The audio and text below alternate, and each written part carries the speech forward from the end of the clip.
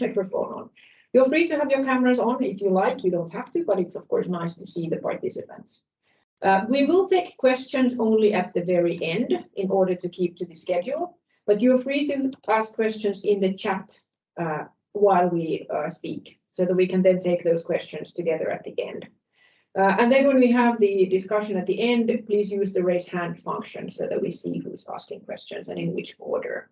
You're also free to post about this webinar in social media. We do not have a specific hashtag, but you're free to tag us on Twitter and in LinkedIn.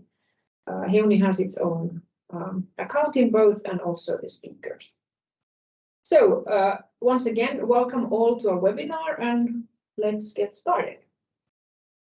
So this is, well, the welcome words by me, but then we will go into the actual presentations. We have a slight change of program.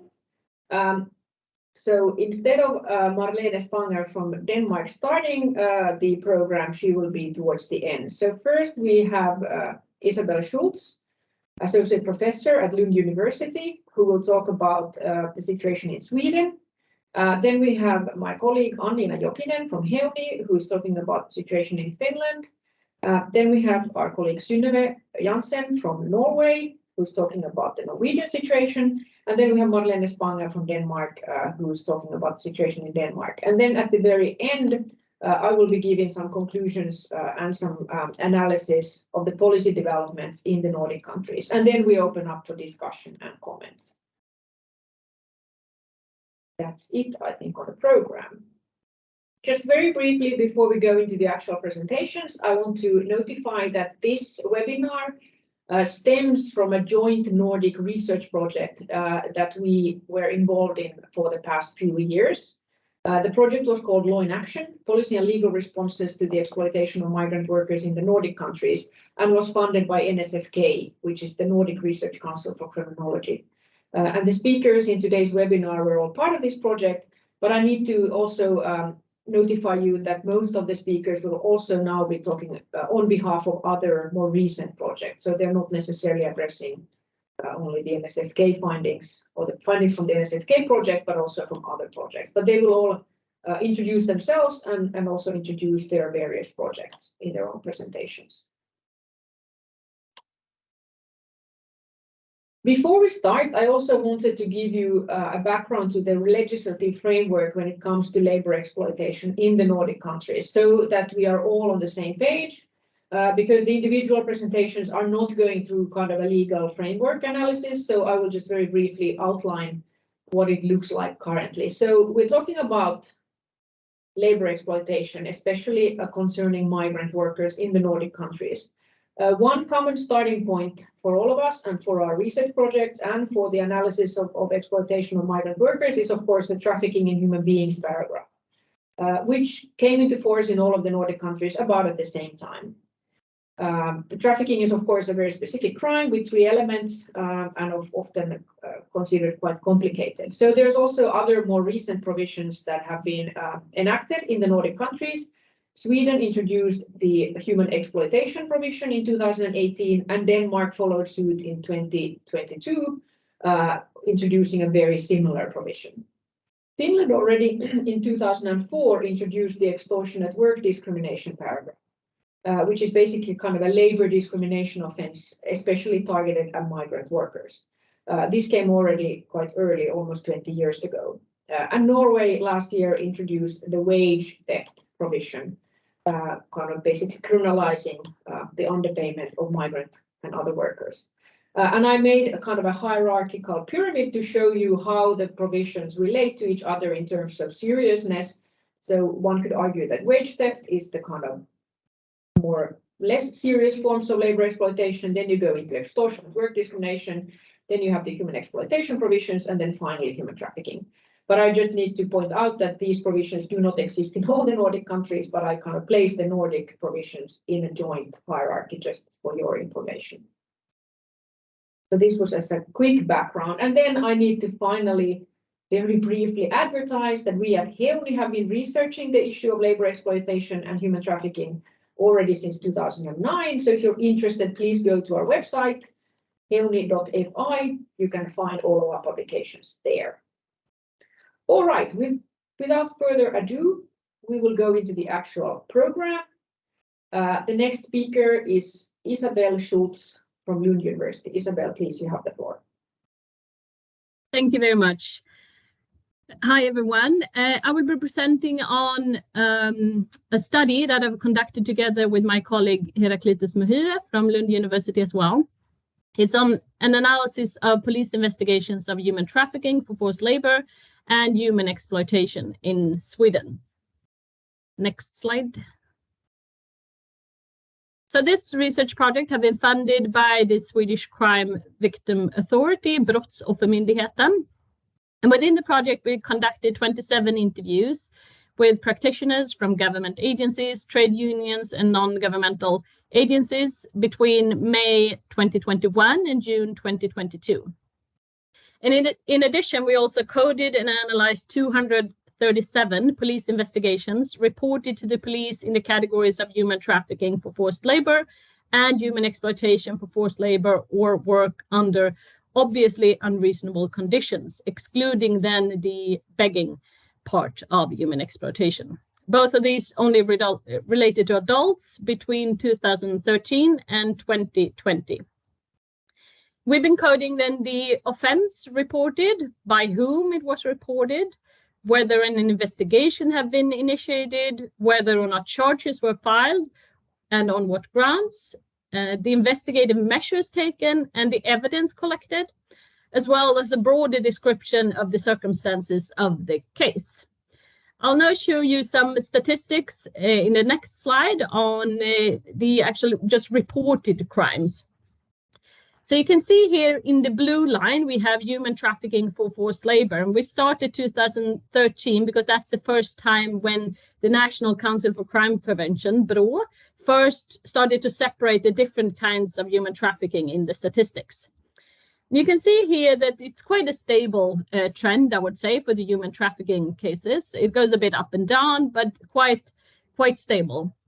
Then in 2018, as the human exploitation provision was introduced, and you can see that that's a more upward going trend, reporting human exploitation than for forced labor or work under obviously unreasonable conditions.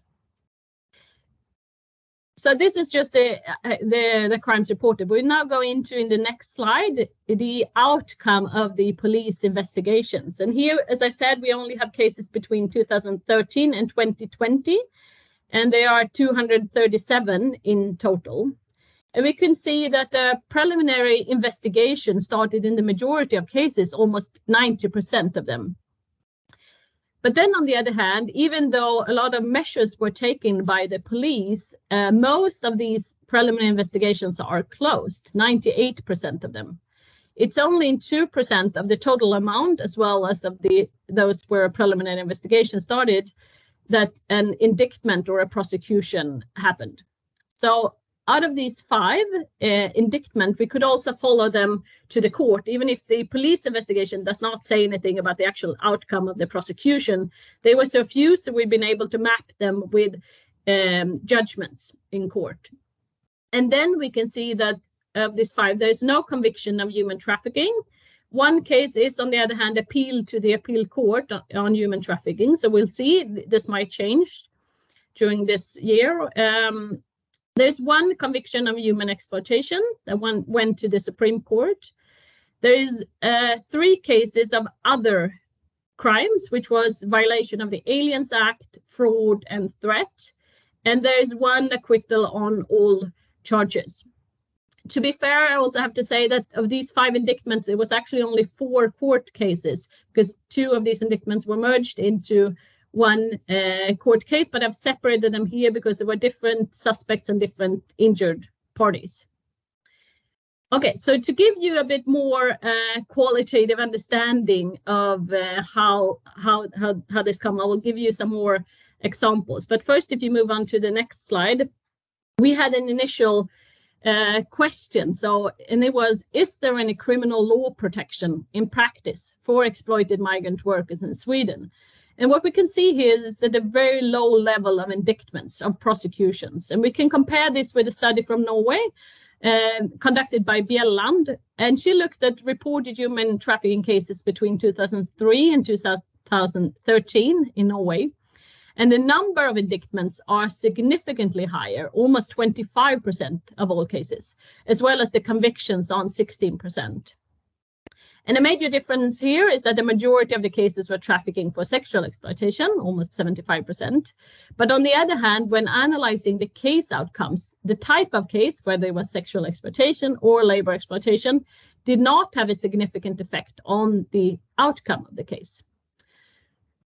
So our conclusion then is that despite laws on human trafficking and human exploitation, what we in sociology of law call law in books, there is not much protection in practice of criminal law in action for exploited migrant workers in Sweden. From the police investigations, we also created what we called composite cases or typical cases. And we did this with two goals in head.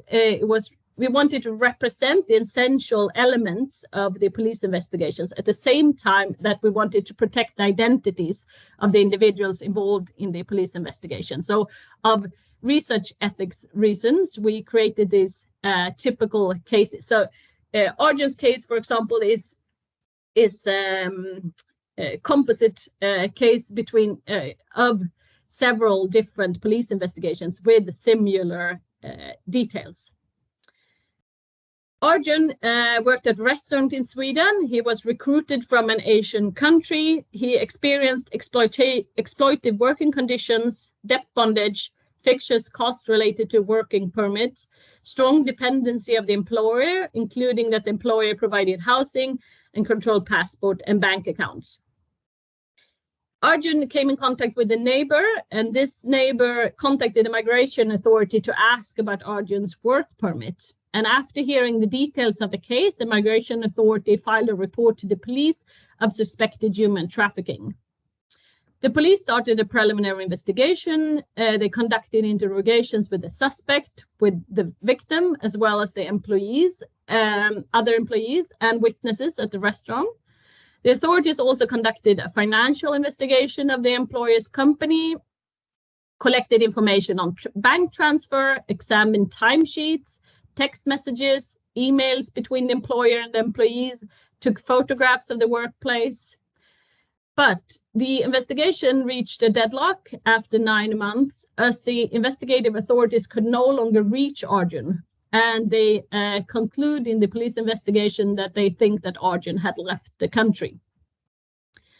The next case is Ivan, working construction. He's a non-EU citizen with work permit in another EU country. He has experienced broken agreements, paying for work permit, none or very little payment for the work carried out, and threats of violence and of deportation. His case was discovered through a workplace inspection by the Swedish authorities. And at the first interrogation by the police, Ivan tells a different story than the one he will tell when he is a few weeks after he was placed at the detention center. He opened up to the staff at the detention center, and the migration authority staff filed a report to the police of suspected human exploitation. In Ivan's case, the police also opened a preliminary investigation. Ivan received a temporary residence permit and is assigned a counsel for injured parties. In the police investigation, financial information such as bank statements and tax information on the employer was gathered. But without much more documented investigation measures, the prosecutor decided there is no reason to continue the preliminary investigation, and the case was closed shortly before Ivan's temporary residence permit ended. Lastly, Lucy, working in cleaning and housekeeping. She was recruited in her home country through relatives. Lucy has experienced broken labor agreements, none or very little payment, dependency of the employer, including the confiscation of passport and documents, and threats of violence and of deportation.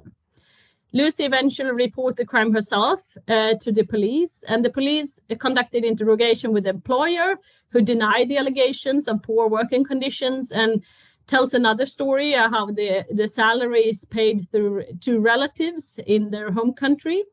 And this becomes a word against word case, and it's also closed. And next slide, I'll try to wrap up. So when we interview police officers and prosecutors, they give us 4 main reasons to why these cases are so difficult to investigate and hard to prove. And one of them is the time aspect, that these crimes are often reported sometime after they occurred, as we heard in Ivan's case, when they're already at the detention center, which makes it harder to collect evidence. And the second one is the lack of, or sometimes lack of evidence. We can see that the police do a lot of investigative measures in many of the cases at least. But sometimes this is a difficulty beyond the statement of the victim to getting other people at the restaurant, for example, to talk. And that's not surprising given what I will talk about as the labor migration regime, where there's lots of fear of talking to the police, fear of losing your job, fear of deportation. And that's also the reason why it sometimes is hard to get the victims to cooperate themselves. And the fourth one is the high bar set by the courts. And this is something the interviewed police officers and prosecutors come back to, that they find it almost impossible to prove these cases in court. And one of the prosecutors that we interviewed say that even if we can see that these are unreasonable conditions that they work under, if you look at the wages, working hours, working days, and so on, but it's not really as serious as required. So next and final slide. So how can we understand this then? So we reason around 2 different logics that can help us understand why there are so few prosecutions in. So this first is a criminal law logic. The police is to produce successful criminal investigations and prosecutions with quite limited resources. The prosecutors, on the other hand, their goal is to prosecute cases that lead to convictions. And there's also a strong distinction between crime and regulatory offenses and civil cases. And we can see this also in the police investigations, that sometimes the police and prosecutors conclude that this is most likely more a civil case than a criminal case. And then in parallel, we have this labor migration regime that I mentioned with insecure, temporary and flexible work, informal labor market, dependency on employers, precarious migration status, and fear of deportation. And this affects both the willingness for victims as well as witnesses or others working at the same place to take part of the investigations, to collaborate, but also it makes it much more difficult to collect evidence. For example, if there is a lot of cash payment, that makes it harder for the police and prosecutor to trace and also prove. Okay, I think that was it. Thank you very much for listening. Thank you, Isabel. Thanks for a very interesting presentation.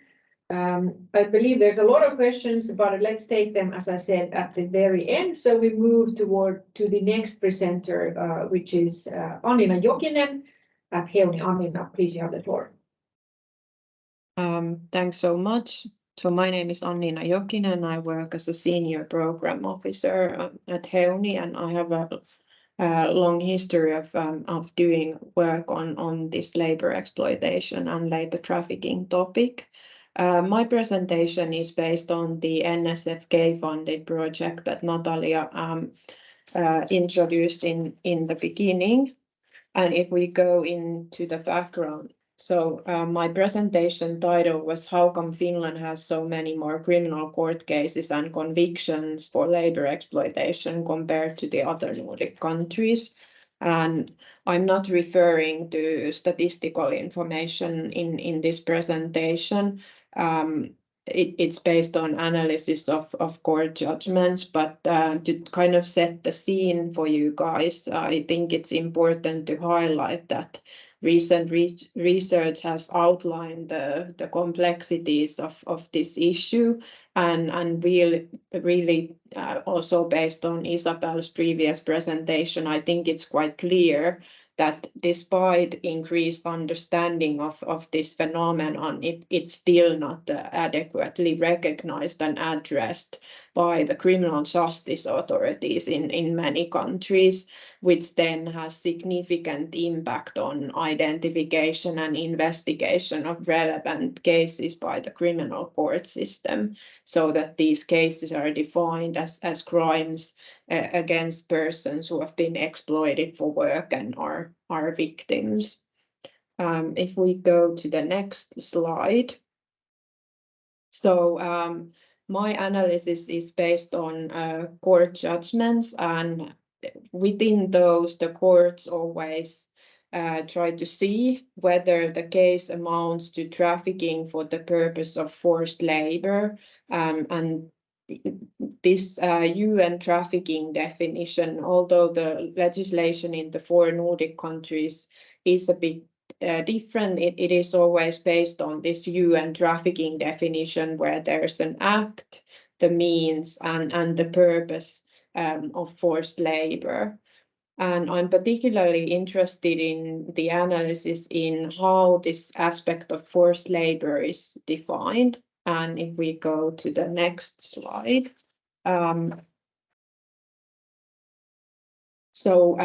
Based on ILO forced labor convention from the 1930s, forced labor is understood as all work or service which is exacted from any person under the menace of penalty, and for which the said person has not offered himself voluntarily. And in 2005, ILO then sort of clarified what this could be in our societies now, not from the 1930s, but sort of in the 2000s. And it refers to physical and sexual violence, restriction of movement, debt bondage, withholding of wages, retention of passport and identity documents, and threats of denunciation to the authorities. And the ILO has also clarified that the penalty does not need to be in the form of penal sanctions, but it can refer to loss of rights and privileges, and penalties such as can be also financial nature, such as economic penalties that are linked to this debt bondage issues.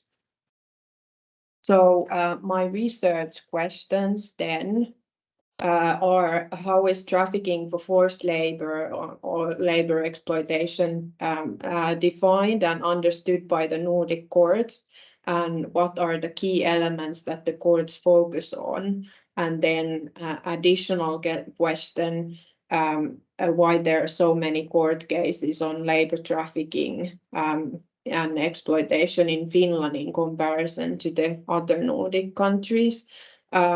So the data set for this has been Nordic court judgments on trafficking forced labor, including acquittals. So in Finland, there were 25 case judgments, in Denmark 5, in Norway 11, and in Sweden 4 that are part of the data set that is used here. And now if we go into the preliminary findings, just a few words about the Finnish context. Natalia will go into this in the end in a more detail, but just as a kind of background for this, is important to understand that in Finland, migrant labor exploitation as a phenomenon was already recognized in 20 years ago, and this extortionate work discrimination came into our legislation at the same time as trafficking was criminalized. But the borderline between these two is not always very clear based on case law, and there's been some developments about that. So even though I analyzed court cases that relate to trafficking, there are often secondary charges that relate then to this extortionate work discrimination. And also in the Finnish context, it's important to understand that annually we have people that are accepted into our national assistance system for victims of trafficking, and in most years, like the biggest identified group is victims of trafficking for forced labor. So that's also important to understand. Now, based on sort of preliminary analysis of the court cases, and I focus now on Finland. If we compare the judgments from Finland with the other countries, it's quite clear that there's this broader understanding of forced labor, at least in comparison to Sweden and Denmark. In Norway, it is also a lot broader than in Sweden and Denmark, as far as I see. And there's this emphasis on this comprehensive control of the worker by the employer. So they look into the kind of the totality of the situation and focus on the position of the dependency of the victim and their insecure status, as well as factors that then hinder the person from leaving the work situation. So this so-called menace of penalty that is used, such as debt. And also there are quite frequent references to ILO definition of forced labor, or these ILO indicators in the Finnish court cases, also in acquittals. But this is sort of a frame that is often used, whereas it's not so commonly used or referenced, for example, in the Swedish or Danish case law. If we go to the next slide, then our first conviction on trafficking forced labor was from a nail salon case, where a South Asian pregnant woman was forced to work in a nail studio in Helsinki. And when the Helsinki district court assessed whether this amounts to trafficking for forced labor, they found that the person had worked for almost a year in the nail studio without pay, and also performed domestic work at the defendant's home 7 days a week from early to late until she gave birth. And in addition to withholding her salary, according to the court, she had been put in the situation of debt bondage by declaring that her unpaid work is this compensation for arranging her to come to Finland. So a sort of regular illegal recruitment fee at the same time. And I think it's also very interesting that the court noted that her freedom of movement had been restricted by ordering her to work all her waking hours. And similar understanding has been in some of the other court cases as well. So in the next slide, this freedom of movement aspect is discussed in more detail. I don't know if somebody has their mic on, but could we perhaps mute it?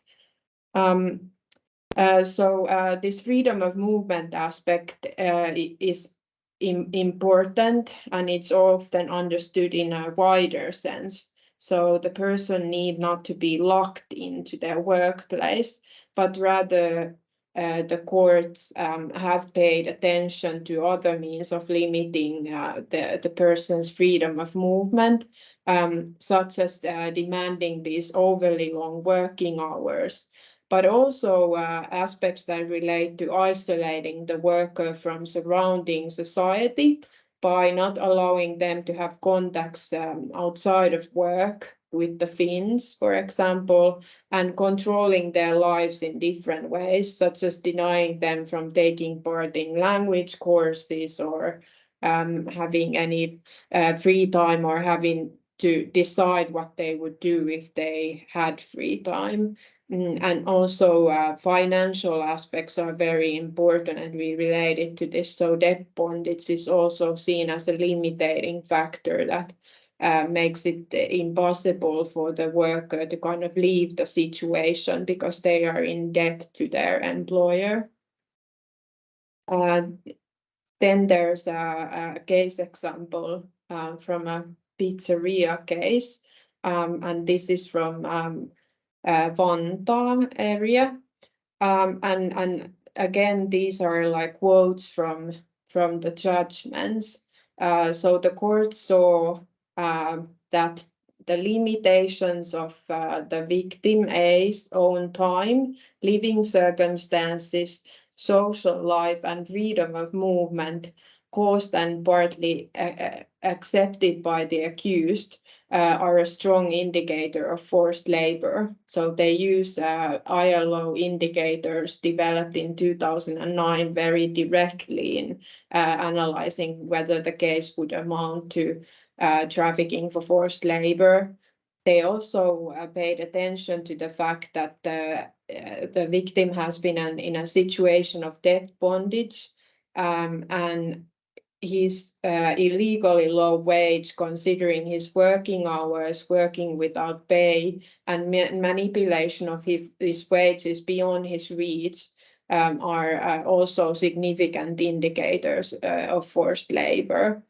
And they also noted that overly long working hours are a strong indicator of forced labor. So in practice, the court saw that the victim had no other options than to work as much as was required, which then resulted in a complete lack of free time for over 1 year and 3 months. And the case is continued in the next slide. So the victim also, according to the court's analysis, experienced economic threats and threats of losing his accommodation, which was organized by the employer. So they say that under the mental pressure, he has been forced to work following the circumstances that result from his dependent position and insecure status.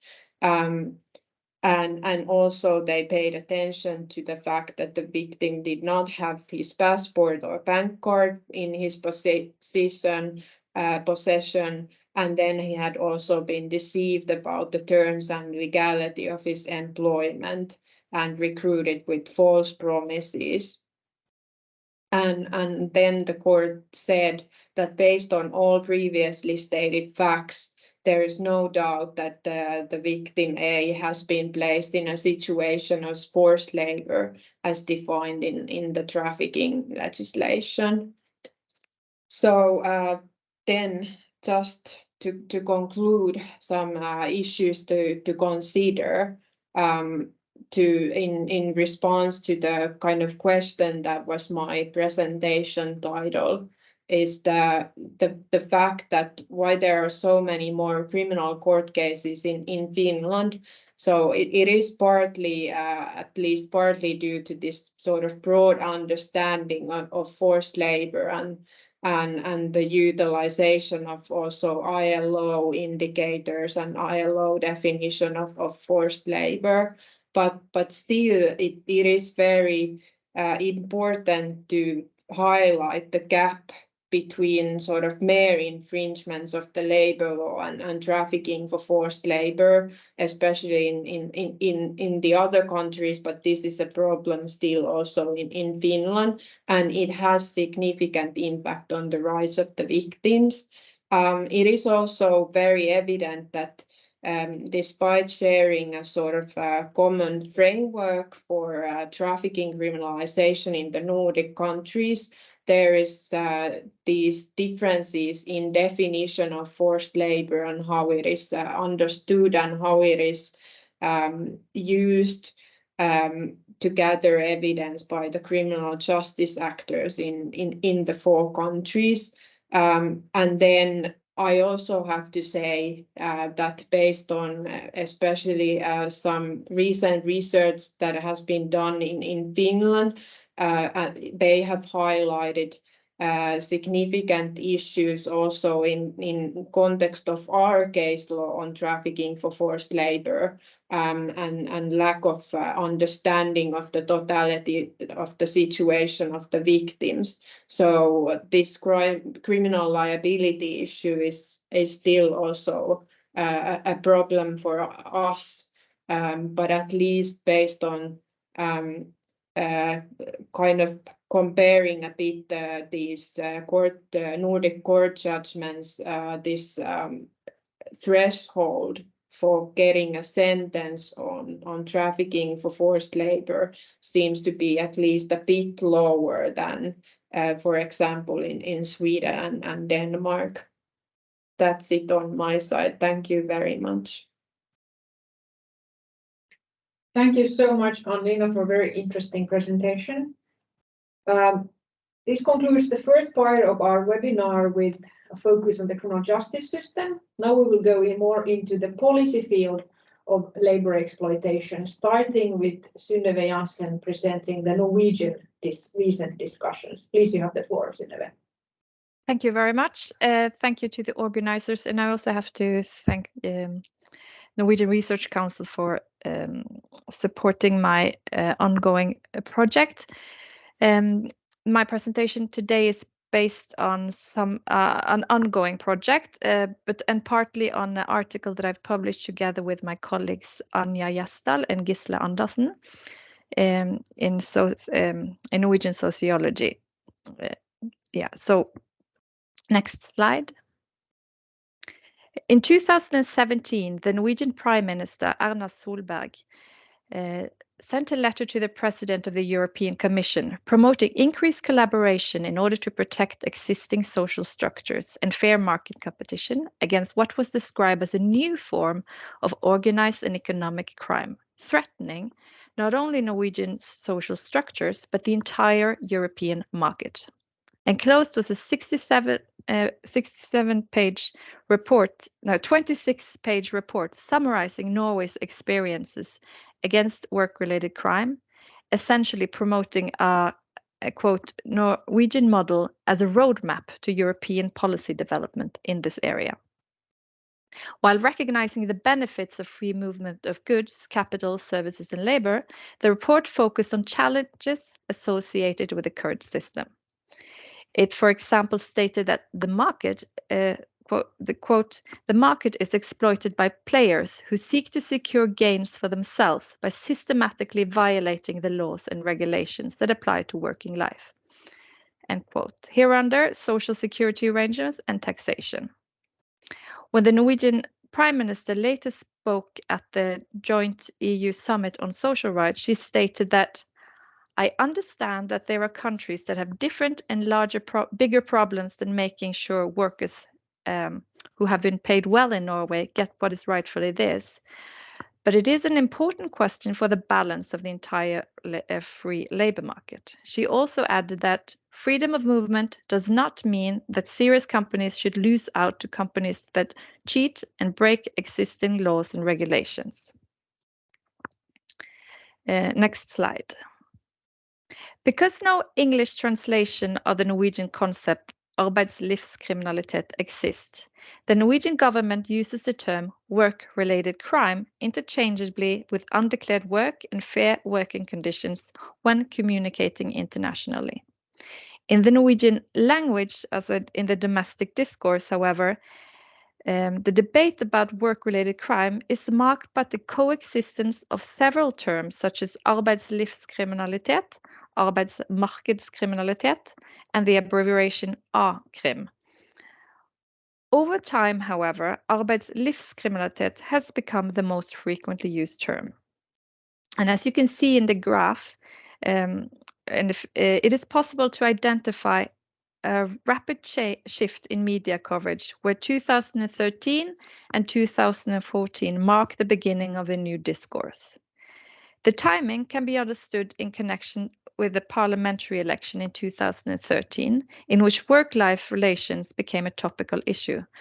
But it also can be understood in connecting to the following political change, in which the Conservative Right Coalition, led by Anna Solberg, launched their first national strategy in later in 2015, which has since been revised several times.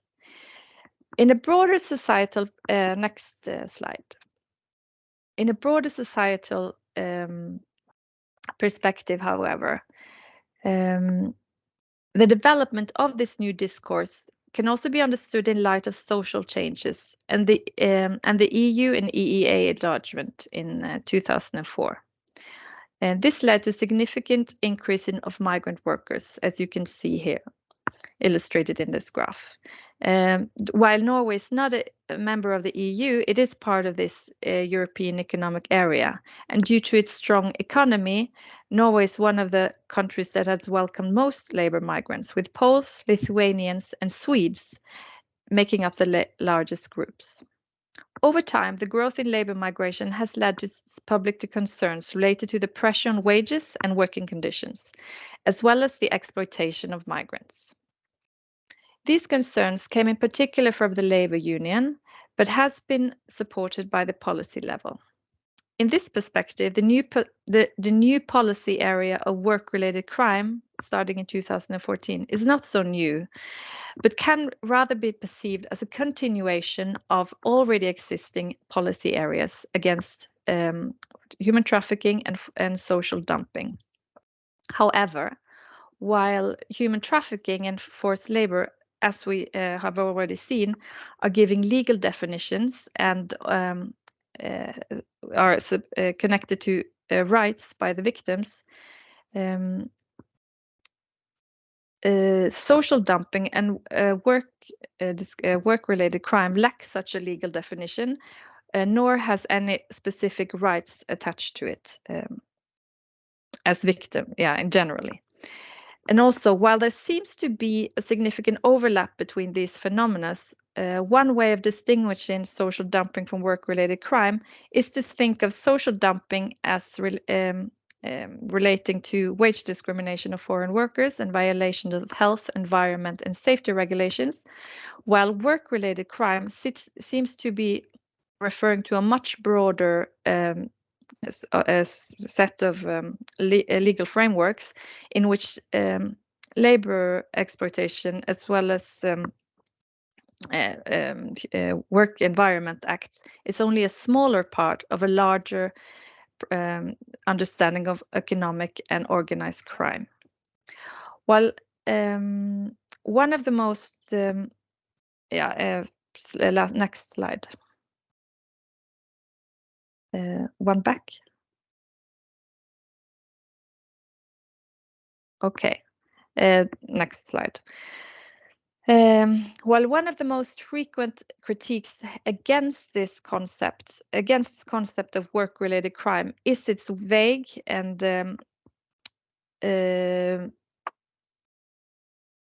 sometimes changing understanding, this also seems to explain some of its political success.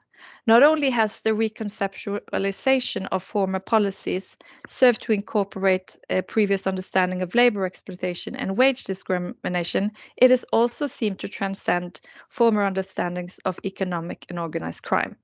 This has been constitutive for the increased multi-agency cooperation that is taking place, as well as the establishment of local and national structures, such as the National Interagency Center for Analysis and Intelligence, and also local so-called work-related crime centers, which has enabled joint effort from representatives of the Norwegian Labour and Welfare Authority, the police, and the Norwegian Tax Authority, as well as the social as a NAV. To conclude, while it is difficult to assess the Norwegian initiatives towards the EU and also some of the outcomes of the new policy area in Norway is disputed, It is interesting to see that there are signs that other Nordic countries are looking to Norway for inspiration. During recent years, work-related crime in the construction industry has been discussed at a number of meetings at the Nordic Council, and also has been, as we can see in Sweden, has led to a new governmental initiative in which national strategies.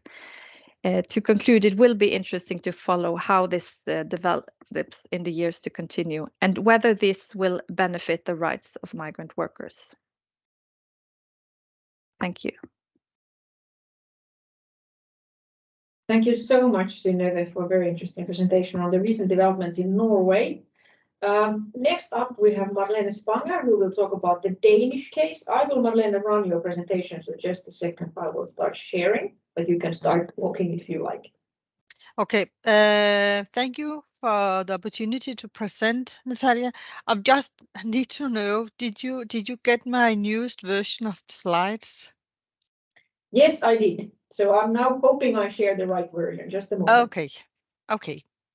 So thank you. In this presentation, I will focus on how the policy field of anti-trafficking in Denmark has been further complicated by a shift of focus from female migrant sex workers to migrant workers in Denmark.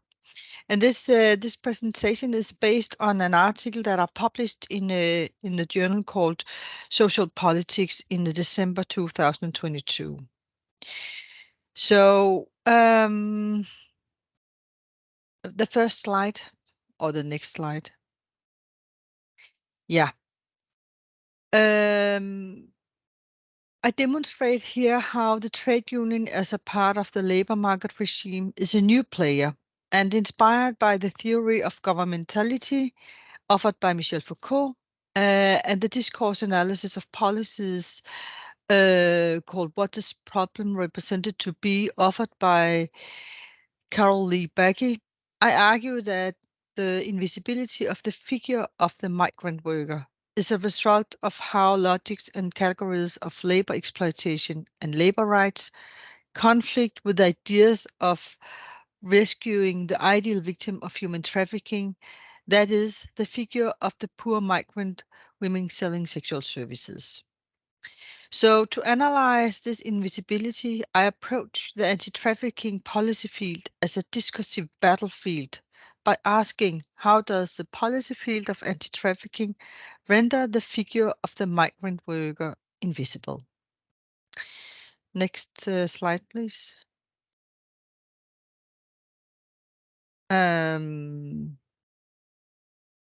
Natalia, someone is writing that she can't see the slides. Okay, can the others confirm that you can see them? I can see them. Yes. Okay, so then maybe the person who cannot see needs to log out and log back in again and see if it works better then. Sorry about that. That's okay. Okay. So in 2000, the UN launched this trafficking human convention, and in the same period, a problematization of human trafficking within the policy field of prostitution in Denmark took place. So this political attention in Denmark led to a promulgation of a penal code on human trafficking in 2002. And in the same year, the Danish government launched the first action plan to combat human trafficking. And we have to remember this takes place within the policy field of prostitution. The action plan, but however, you could say that this policy field has developed. The policy field of human trafficking in human beings has developed greatly since the adoption of the Palermo Protocol. So since every third year, a new action plan has been launched. And around 2010, the Danish Center Against Human Trafficking began to service the government regarding anti-trafficking issues. And in the same period, the center began to pay attention to the labor market, which is reflected in its activities. So we could we could say that within the third action plan, a shift can be identified. Around the same time in 2010 to 2010, 2011, 3 reports were produced by the Danish Center Against Human Trafficking that documented the existence of exploitations of migrant workers within the industries of cleaning, construction and greenhouses, and within au pair work. However, the reports concluded that there were not sufficient indicators of exploitation amounting to human trafficking. So these Danish reports did not lead to a building of knowledge based on trafficking and exploitation, as, for instance, if we compare to Finland, which took place at that time.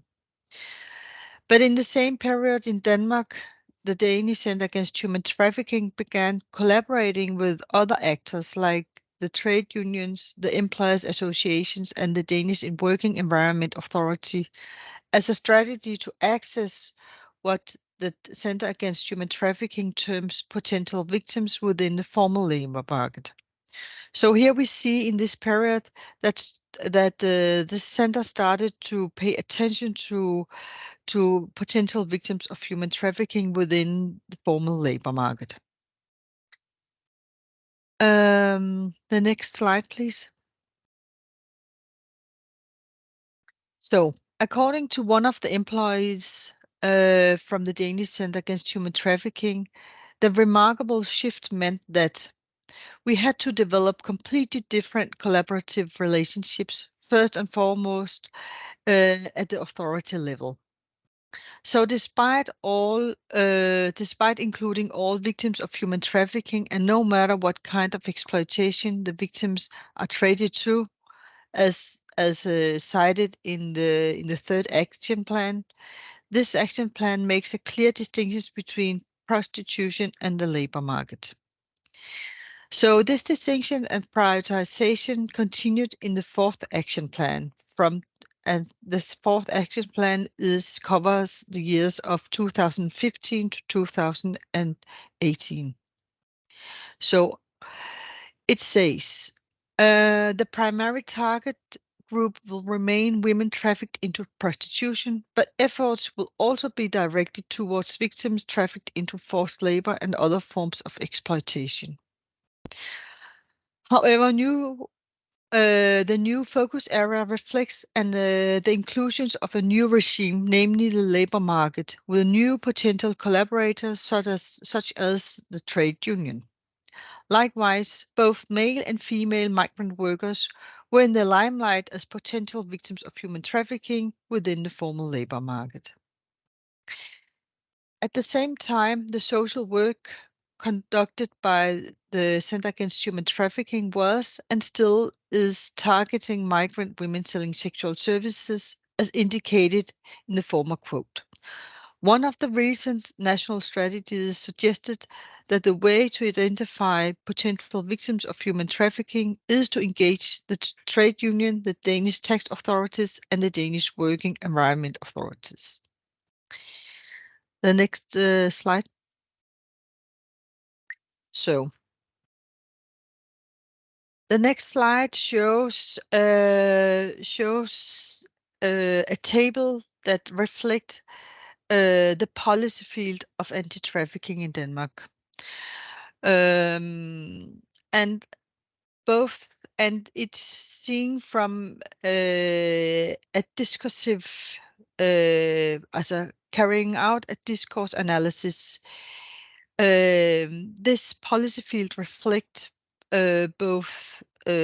reflects, you could say, kind of a battlefield, which means that it is both through classes, merging, and intersections across the regimes that establish this policy field of anti-trafficking. And you could say that this policy field has developed into an uneven and contrasted field. So if we take a horizontal reading of the table that reflects the 4 regimes of the social policy, the migration, crime, and labor market. A vertical reading of the table demonstrates how these four regimes are established through discourses, particular articulations, and discursive practices. So the first row indicates the discourses. The second row indicates who speaks in terms of dominating institutions and organizations, whereas the third and the fourth rows indicate what is being said and what is permissible to say through the discourses, as well as the discursive practices of the institutions and the organizations. So these questions, or this way of organizing the table, allows me to analyze how the problem the problem of human trafficking is portrayed.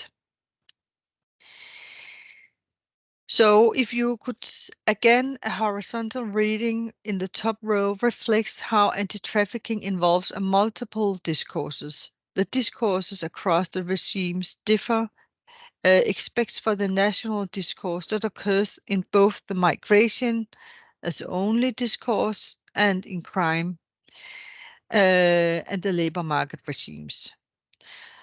So the second row of the table displays the various actors representing the different regimes, such as I already mentioned, the Center Against Human Trafficking, the trade unions, employers associations, and different authorities such as the Immigration Service.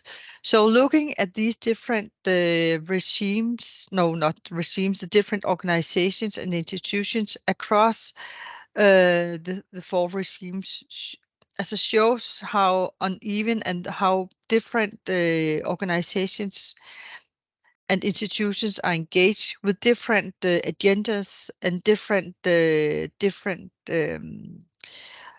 drivers for being a part or to address this policy field or to be a part of this policy field.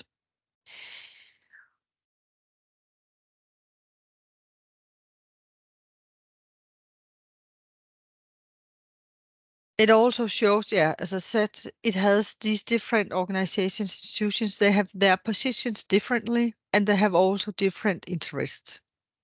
We could also, if you compare, if you make a horizontal read on the practices, we also see quite different activities and practices within this policy field of anti-trafficking.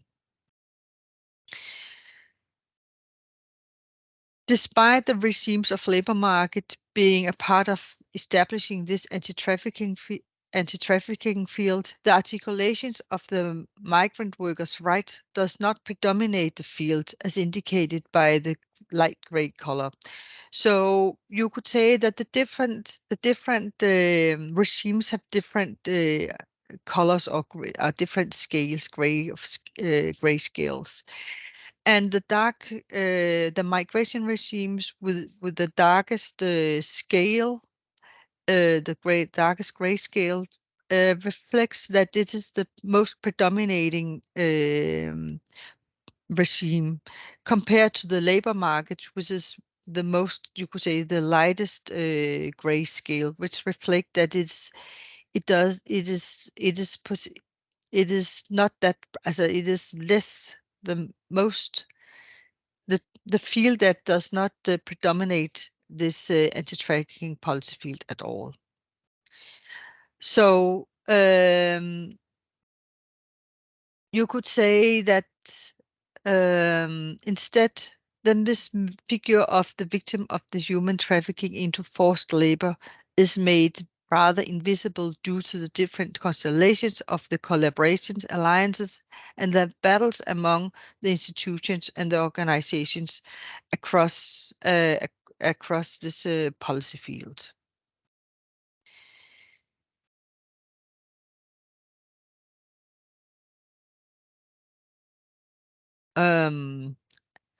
Another example, for instance, the regime of migration and the regime of crime intertwine Besides the sections within the law on human trafficking 262A, the Danish immigration politics and the law plays a crucial role in the Danish anti-trafficking efforts, reflected in how the authorities act, approach the migrants, and processing the cases of victims and their rights. So let me give you an example. I did an interview with a public prosecutor in the court cases on human trafficking. And he's representing, you could say, he's representing the regimes of crime. And I have decided to call him Adam. This is not his real name. So Adam, so you could say Adam, who is a public prosecutor in the court cases on human trafficking, has difficulties linking migrant workers' legal permit stay within human trafficking, in particular in the case of male migrant workers from Central and Eastern Europe. It is through the juridical discourse that he articulates the male migrant workers as, for instance, a petty criminal. So next slide, please. This is a quote from the interview. Adam, I met many of them as Romanians and Poles, but it is not human trafficking cases. Me. Haven't you met any victims of human trafficking who hold a legal work contract in Denmark? Adam, okay, I was not at all aware of that it is like this. We are then totally out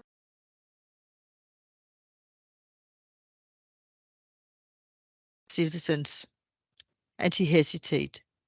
The cases I have experienced from Eastern Europe, where we can speak about human trafficking, these are very young women who are married to foreigners living in Denmark or Danes. The women are so young, the way in which they came to Denmark, they are in reality exposed to human trafficking. So what is telling from this quote is that Adam is confused by my questions about his experiences with migrant workers as victims of human trafficking. This confusion stems from a particular articulation about ideal victims as migrant women forced into heterosexual relations articulated as prostitution, but here as forced marriage. Thus, women, money transaction, age, sexual interaction, and poverty are elements problematized as human trafficking. And this, you could say, this logic and this understanding of human trafficking is rather widespread at an international level too. Consequently, both male and female migrant workers as victims of human trafficking are silenced because the institutional constellations of men and women, employment and legal residence permit is not at first hand associated with potential victims of human trafficking. Next slide, please. So despite this change in the policy field of anti-trafficking, to conclude, the regimes of labor market, the ideal image of the victim still appears to be a migrant woman forced into prostitution. This stereotype eclipses men and women exploited in other industries outside the sex industry. So the labor rights discourse is marginalized within the policy field, contrary to the national discourse. In addition, the question is also how the national discourse affect the work of the trade union representing the rights of the workers. With the predominance of this national discourse, the trade union as a new player in the policy field and the migrant workers, we see how the labor market regimes plays a vanishingly small role in helping the victims of human trafficking. While the working rights of the worker are subject to violation, the role of transnational migrations is absent. So the figure of the migrant worker thus become invisible as the victims of human trafficking in Denmark. So I think with the last comments, just to the last final comments, is that this bringing in the actor of the trade union also opens within this policy field of anti-trafficking, opens up for the discussions of social dumping, which I mean we have heard in the other presentations as well. So thank you.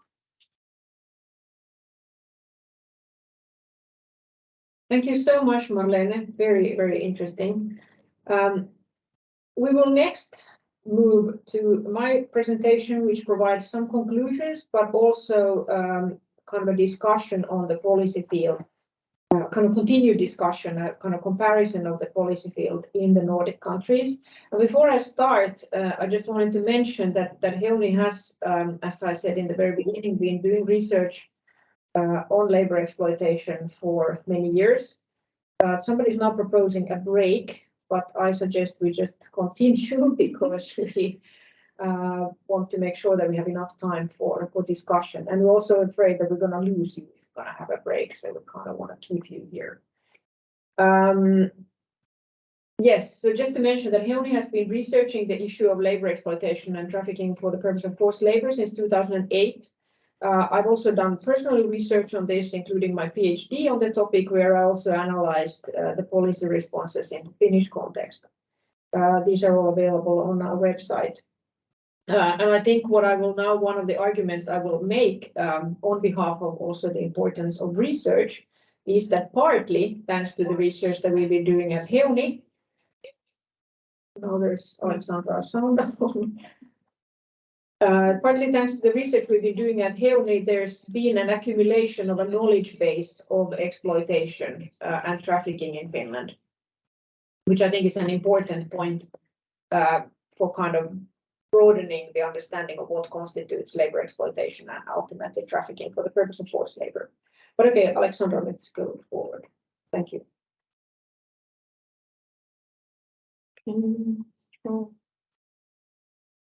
No, I'm trying to get the presentation to move, but it got stuck. Here we go. So what I'm presenting next is partly work in progress in relation to an article that we're writing on Nordic policy responses, where Marlene and I are the main authors, then also with input from Isabel and Synnøve.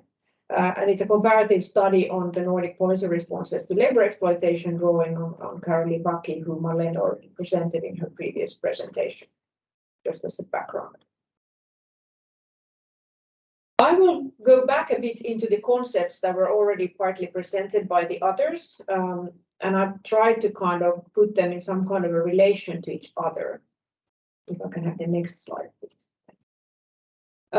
So there's various kind of discourses, various positions and concepts used to discuss and understand and explain labor exploitation as a social problem in the Nordic context. So partly we have the idea and the kind of discourse of social dumping, which has been predominant in Denmark, also initially in both Norway and Sweden, but not so much in Finland. The concept of social dumping has not really been adopted in the Finnish context. The concept of social dumping, as Synnøve was outlining, has now been replaced in the Norwegian and also in the Swedish context by this kind of work-related or work-life crime. I think there's still, perhaps also as Synnøve was explaining, a kind of confusion or a use of different terms, whether it is arbetslivskriminalitet, how it is translated into English. But basically, it's the idea of work-related crimes or work-life crimes in the working life. And then if we look on the other side, we have the idea of labor discrimination and economic crime, which has been perhaps more dominant in the Finnish context. As Annina outlined in her presentation, extortionate work discrimination has been used since 2004 in the context of exploitation of migrant workers in Finland, which then defines the problem as a question of discrimination against people of a different background. We've also in Finland had the concept of economic crime and what is called the grey economy or the black economy, and exploitation has been placed in that context. And then ultimately, we of course have this whole discussion about trafficking for forced labor, the definition of human trafficking, and the definition of forced labor, which Annina outlined, the old definition from the 1930s, also defining part of the problem of labor exploitation. And all of these kind of come together when we start talking about labor exploitation in the Nordic context. And this also, I think, explains why there's so different approaches and different understandings of what we are actually doing and who is the ultimate victim. Is the ultimate victim the exploited migrant worker, or is the victim perhaps the Nordic welfare society and the state and the tax revenue and so forth? Next slide, please. So we have these conceptual differences in the Nordic setting. Annette Brunovskis and Mette Ødegaard in a report, a Fafo report a few years ago, outlined the concepts in the Norwegian setting as a pyramid. I added Sweden because I think Sweden has now adopted a slightly or almost similar approach, where this concept of social dumping has been kind of seen as the base or the kind of the broader approach, then to be replaced by work-life crime, which is perhaps a bit less broad than social dumping, and then ultimately the most kind of serious forms of exploitation would then fulfill the definition of human trafficking. If we then compare to the Finnish setting, in Finland, as I said, we haven't really used the concept of social dumping, and the concept also of work-related or work-life crime has not yet become kind of a standard norm.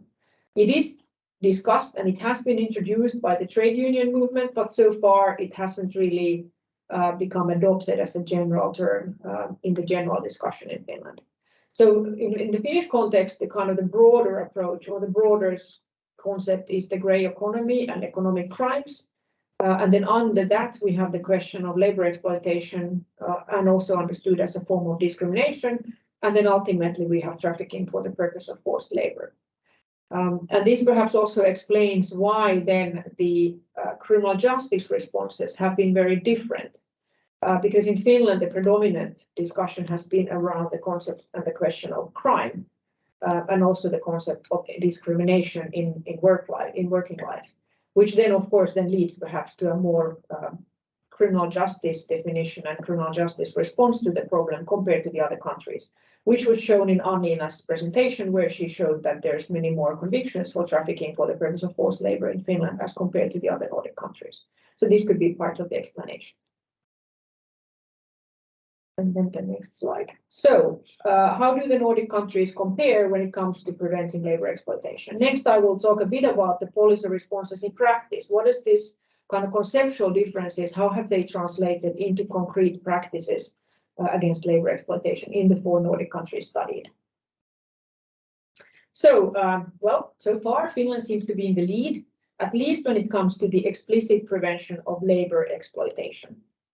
So if we think about how the countries have actually been able to prevent, address, and target this form of exploitation, Finland has, in my argument and in our argumentation, been the most successful so far. Of course, doesn't mean that everything is perfect, but please, the next slide.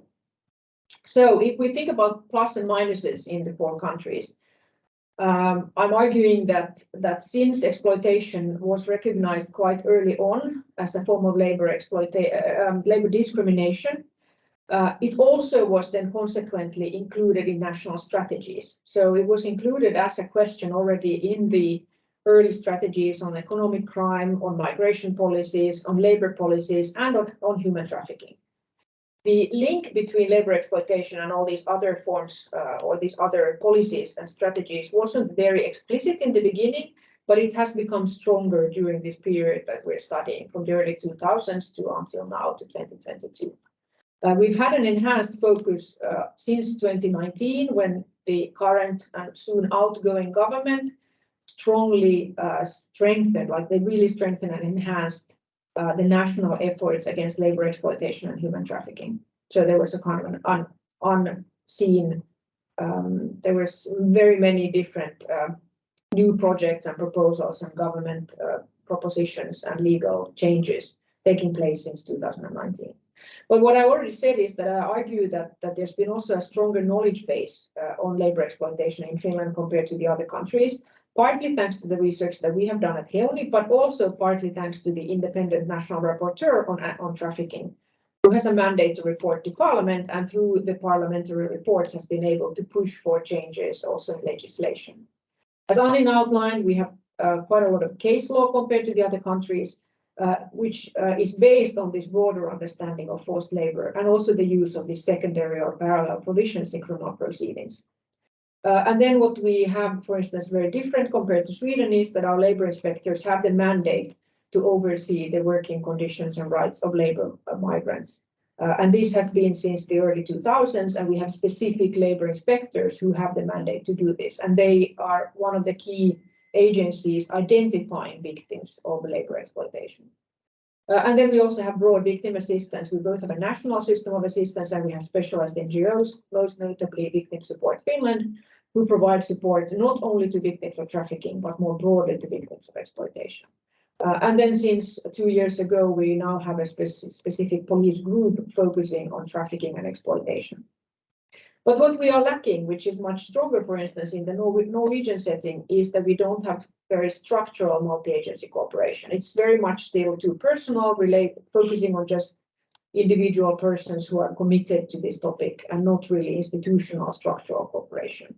There's a lack of resources, a constant discussion on whether resources will be cut. And then it's very difficult for victims of underpayment to access remedy and their rights because there's no specific criminalization, for instance, of underpayment. And unless there are other elements of exploitation in addition to underpayment, it is difficult to proceed in the criminal justice system. If we then look at Norway, Norway has a very strong focus on this work-related crime, this new approach, which is very promising. But as Synnøve said, labor exploitation is just one form of many forms of work-related crimes. So the focus again is not explicitly on labor exploitation, but more broadly on crimes in working life. And in Norway has had for many years already very structural and quite well-resourced multi-agency cooperation, especially these A-crime centers, which Sweden is now also adopting. And then there's this very interesting criminalization of wage theft from last year. It still remains to be seen whether that is actually implemented and interpreted and used. So far, it seems that very few cases have been actually investigated and put forward in the criminal justice system. And then I think Norway has had very early case law on trafficking for forced labor, much earlier than Finland. But then in recent years, there's been less criminal cases. And then again, perhaps the kind of as stemming from the approach of work-related crime, perhaps the focus is more on the state as the target of these kinds of crimes, not so much on migrant workers as the explicit victims of labor violations and crime. And then one thing we have also been criticizing and kind of questioning before is that there seems to be a lack of use of secondary charges in criminal kind of when cases are brought forward to court, which then leads to acquittals if the crime of human trafficking is not fulfilled. Can I have the next slide, please? Then moving to Sweden and Denmark, Sweden introduced this human exploitation as an attempt to address labor exploitation in 2018, which is a very interesting provision, but so far has been criticized for not really being used and also for kind of countering its purpose because the threshold for using human exploitation seems to be very high, even though the idea was that it would actually lower the threshold of processing crimes against migrant workers. And then there's these new very promising developments after a quite critical report by the Swedish Riksrevisionsverket, so the investigating authority in Sweden.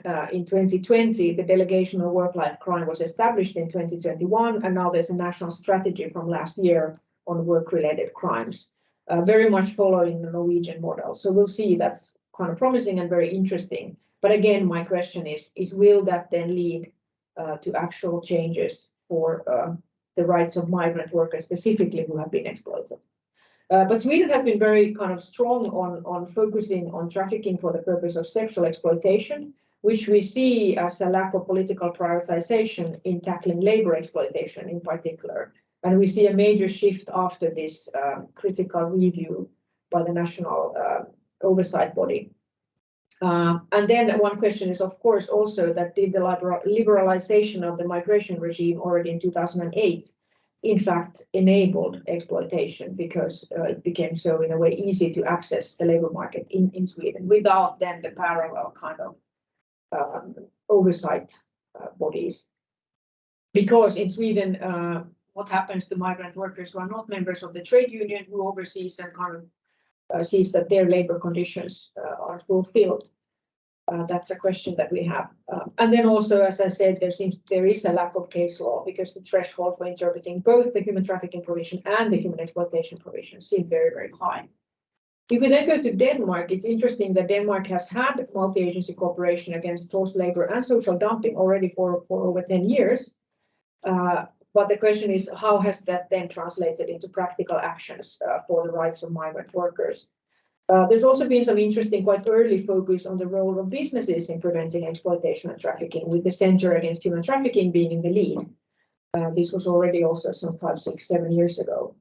And then now the introduction of human exploitation following the Swedish model to address labor exploitation. So far, I'm not sure how much it's been actually being used, but it's an interesting development.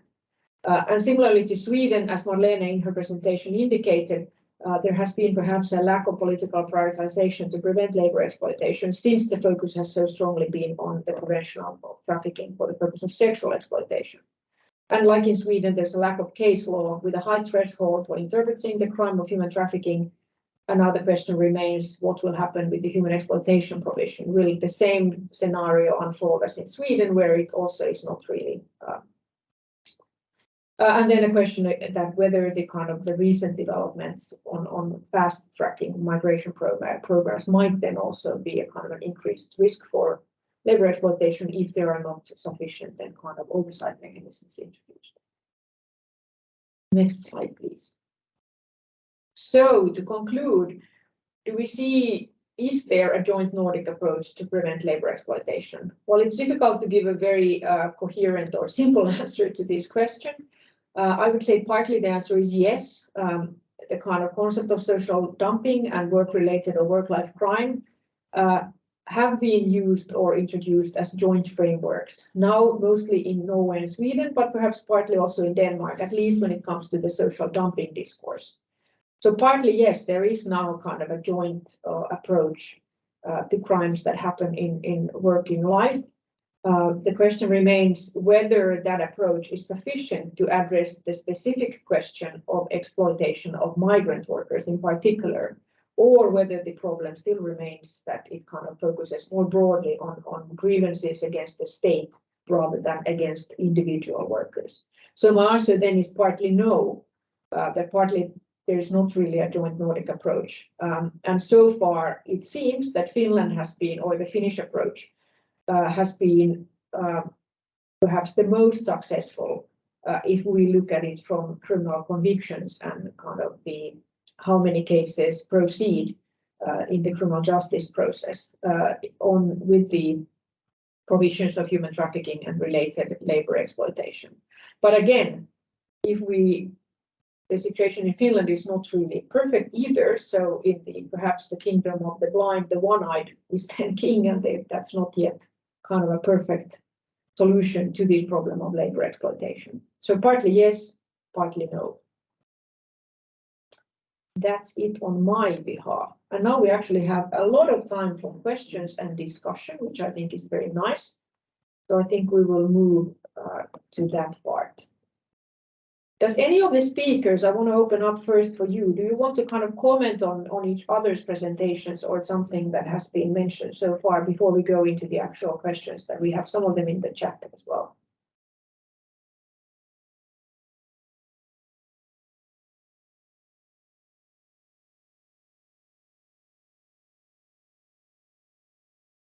Isabel, please. Yeah, I can just perhaps comment on the I don't think you could say that the social dumping concept actually been very prominent in Sweden. It was just a comment to your presentation. Someone else perhaps want to comment on that, but I think we rather start off with human trafficking and then human exploitation, and then lastly work-related crime. Very short comment. Thanks, Isabel. Sure, yeah, maybe it's not been as much as a kind of as a broad concept used as in Norway and in Denmark. So perhaps a bit hasted to kind of include Sweden in the pyramid. Sweden should be like from half of the pyramid. But okay, Marlene. Yeah, I just have also a comment to when it comes to social dumping in the Danish case, because I think that actually when you look at the development within anti-trafficking and how it hasn't been there isn't you could say there isn't any interlink or engagement between social dumping and anti-trafficking in Denmark.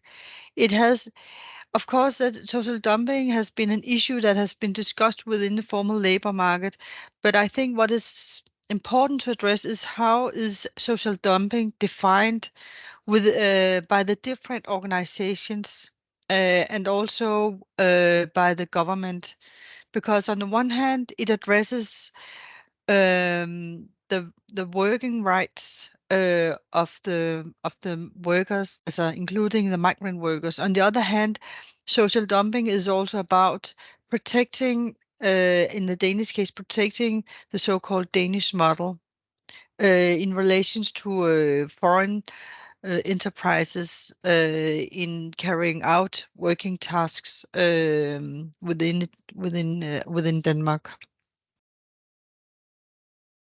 Thanks, Marlene. And I think this kind of also explains why I couldn't really draw a graph or a picture of the Danish approach, because it seems so. Yeah, so I was thinking maybe like two different columns that are kind of, maybe there's some small ladders in between. I don't know. That's maybe what we need to think of.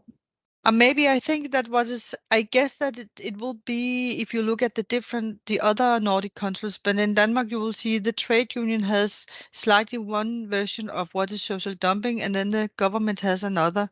Maybe if you look at the associates of for the employers association, they might a third idea of or definitions of social dumping. So it's also, you could say, this is also a field where battles takes place. Well, definitely. And I also think the work-related crime concept is something where there's not necessarily a uniform understanding of what exactly it means for different parties. Hera, please. Yes, thank you all for the presentations. It was super interesting. And I was part of the Swedish research for some time on these projects. And I just wanted to comment on something that might be interesting for future research, which is now that Sweden has established these centers against work-life crimes. I think this could be interesting in terms of what kind of discourses will be developed or what kind of measures will be developed in the cooperation of different agencies. And also I think for the research that Isabel was talking about, I think it could be interesting to see if the victim perspective in terms of how police investigations and also the labor migration regime will kind of develop when these agencies get together. So that's just a brief comment on that. Thank you. Thanks so much, Hera. All right, unless there are any other pressing comments from the speakers. Hera, yes, nothing. I suggest that we move to the comments that we have so far received in the chat, and then we can open up for a discussion. I believe there were some questions directed at Isabel on your presentation, and then Annina, perhaps I can take some of the other questions. So Isabel, if you want to start with the questions relating to the cases of Elaine and Lucy, please. Yes, of course. So thank you, Elaine, for posting the questions. They are the first three are quite hard to answer, since these are composite cases and put together by several different cases. So I don't really know how to answer them, but it seems at least that if the police or prosecutor is no longer, now I'm commenting on Arjan's case, is no longer able to reach the injured parties, the case is closed. And during the interviews also the interviewed police officers and prosecutors say that it is very important to have the victim or injured parties to participate during the whole process, from the preliminary investigation to the court. So they don't see a lot of potential in cases where the injured party is not around or being able to cooperate. And also interesting that you brought up labor law. It's another presentation and actually another paper that me and Hera has written on what do the union do about this related to labor law. And there is more case law in relation to exploited migrant workers in the labor court and in the civil courts than we can see in the criminal court. So if I would have posed the question is there any protection, like labor law protection for in practice for migrant workers, I would say some, at least, compared to the criminal law.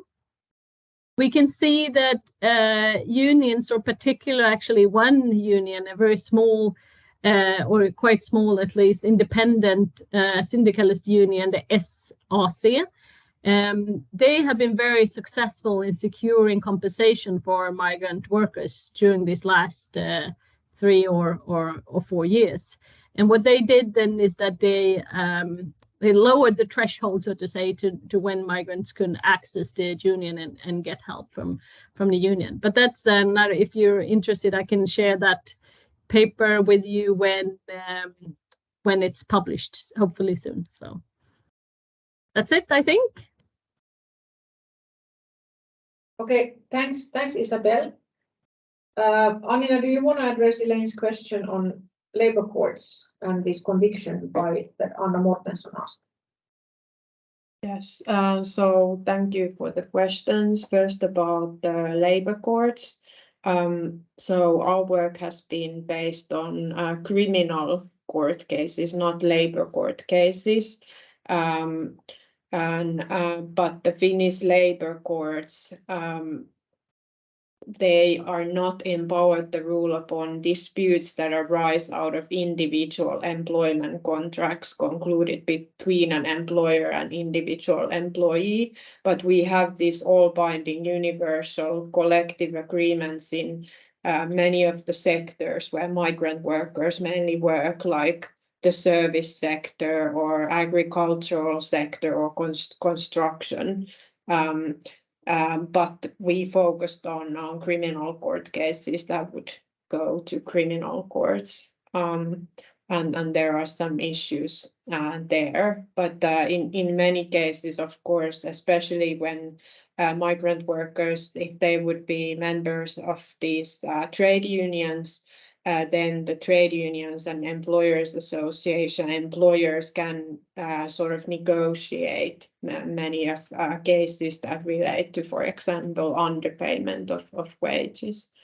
And then there was a question about this High Court conviction from Finland. So first, it was not in the data set that I used because it came out in 2022. But it is true that in this case, the High Court saw that in this case, it concerned exploitation of 26 berry pickers from Thailand.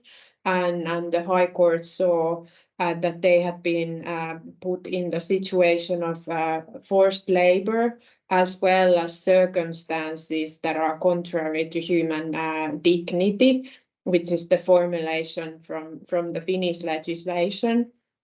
And I think partly in this case, this was used because they were not in an employment relationship. In Finland, these forest berry pickers are seen as entrepreneurs, self-employed, so they do not do this in an employment relationship. And we have been having ongoing discussions this year and last year whether the situation should be changed regarding that, and that they would be doing it in an employment relationship, because we have another big ongoing trafficking investigation that concerns exploitation of, again, Thai berry pickers. But in the analysis that we are doing on the basis of the analysis of the Nordic court cases, this element of forced labor.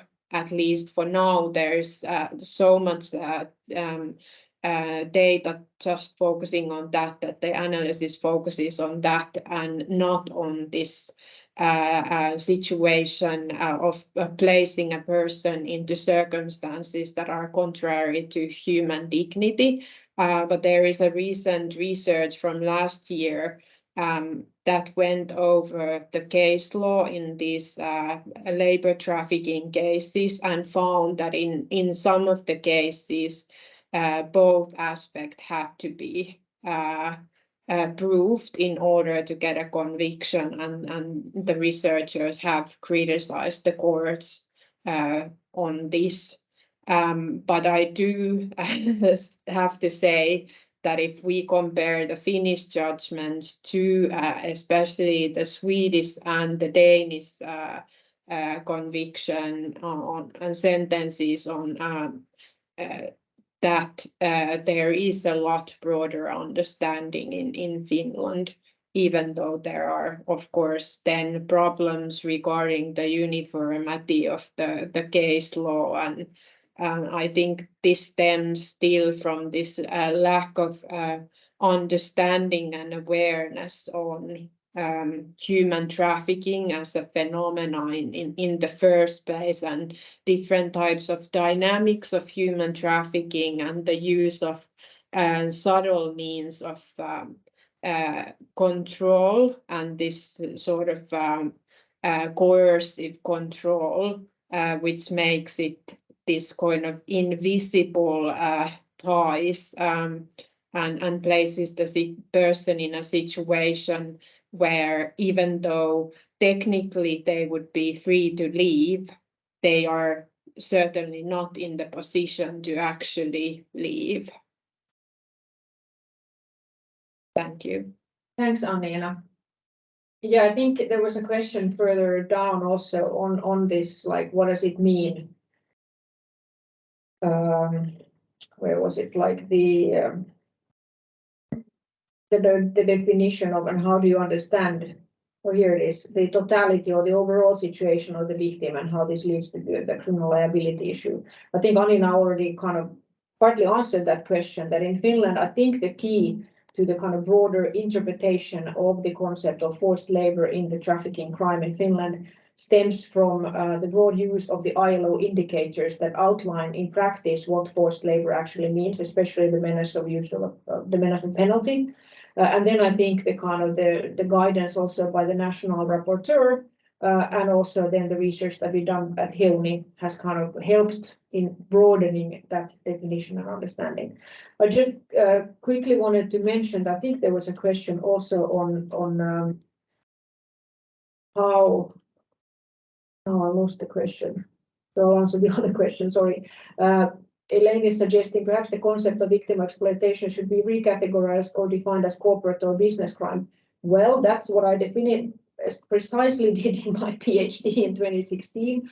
I argued that labor exploitation should be seen as a form of corporate crime, that it's actually a question of a business model used to kind of for profit, where the exploitation is a way of increasing the profit margin. So it's actually a business model that Anniina and I also then in our report from 2019, which maybe Alexandra can or Anniina can put in the chat, we outline the business model of labor exploitation in quite practical terms. There's a lot of now resources in the chat, so please have a look at those if you're interested. There was also a question relating to the access to the police files. I don't know, Isabel, if you want to address that. Eddie, Yes. Thanks for posting Marta Johansson's report as well, where the police files were used. But Isabel, please feel free. Yes, thank you. Yes, so about the things I presented today will hopefully be published soon, but it's not published yet, so there's nothing I can share it yet, but we'll be able to in 6 months or so. This takes time in academia, unfortunately. So we reach the police investigations through BRÅ, Brottsförebyggande rådet. So this is normal procedures for researchers. So we can, from BRÅ, we can get the identification numbers, and then we reach out to the police with these identification numbers. But this, of course, needs to be ethically vetted before. So we have an approval from the Swedish Etikprövningsmyndigheten. So there's a long process. That's why we only have the cases up to 2020, because we haven't had time to update them. We did not run any cost analysis. That would be very interesting, but it would be tricky, I think, to get that kind of data. It's not available in the police files. Were the deportations most likely? That's not identified either in the but there's nothing protecting a migrant if there's not a if there's no longer an investigation going. The temporary residence permit, if you don't have a residence permit in Sweden, there's nothing that hinders the Swedish authorities to deport someone who's been who's no longer part of an investigation. Yes, I think that was it. But then I continue with the also tricky question from Janna. Yeah, please feel free. And Erik, yes. We will get to your question. Don't worry, I will ask you next. Yes, I know. I should also say, very good to mention Märta Johansson's report, because it's very, very good when it comes to the Swedish conditions and the court verdicts. We did also an analysis of the court verdicts in Sweden, but from another aspect then. So I think Märta Johansson's report is very valuable for you. Yes, so Janna asks, so what do you think is needed to increase the number of indictments in human exploitation? And I have to say, I'm not legally trained. I'm not a lawyer. I'm a criminologist and social scientist. So I'm probably not the best person to say whether this would qualify, but I think case law is needed. We need more cases to be able to understand where the limits are going to be drawn. And that's not to criticize anyone, actually, but I think that's going to be needed. And it is a bit surprising or hard to understand how come Finland is more successful in this. We have the same kind of problem. I can't see that the Swedish cases or Danish are an exception to Finland and Norway. We have the same kind of problems of exploitation. But it's the handling of them and the threshold that is different in the different countries. So there's something there. I think it's not necessarily the legislation, but the threshold, I think. But as I said, not a trained lawyer, unfortunately. Thanks, Isabel. And now finally we get to Erik Sjödin, please. Yes, hello. Thank you very much. Can you hear me? Yes, we can. My name is Erik Sjödin, and I'm maybe a marginalist group here since I'm sort of a trained labor lawyer. And I now learn that my discourse on labor rights has been marginalized. And that leads me to my question and to some comments maybe on the very interesting presentations that I've heard here today. And I can experience that you have a large focus on sort of the number of conviction and how to get up the conviction rates and so on. And when you focus on the number of convictions, you sort of focus on the perpetrator. You focus on the one that has done the wrongdoing, and you do not focus on the victim. And at least from my experience, at least in criminal cases, at least in Sweden, you can get money.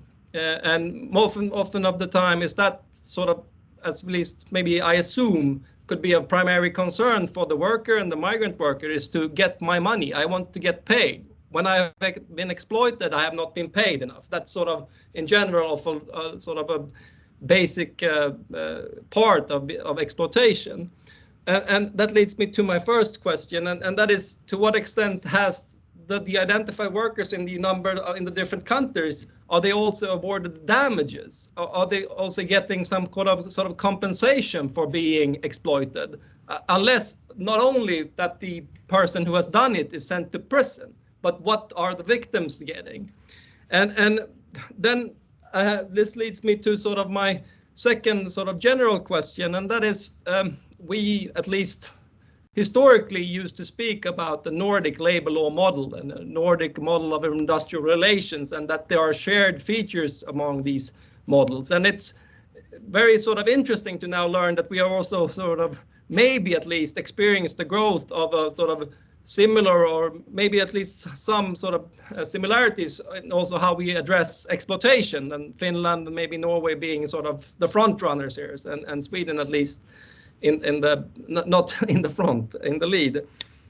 And that leads me to my second question, and that is this: regardless of how you label it, poor terms and conditions in the labor market could be at least something that is addressed by the sort of traditional institutions that control that workers are getting their terms and conditions. And to my, how, or do you consider there's a way to delimit what should be the responsibility of the police in crime convictions, and what should be the limitations for what should be for the traditional institutions, for the trade unions, and sort of to monitor, or other sort of actors? I mean, sort of private law actors, and how can you separate these two from each other? And I don't know if anyone would like to comment. And then that leads to my third questions, that is more sort of concerning Sweden, and maybe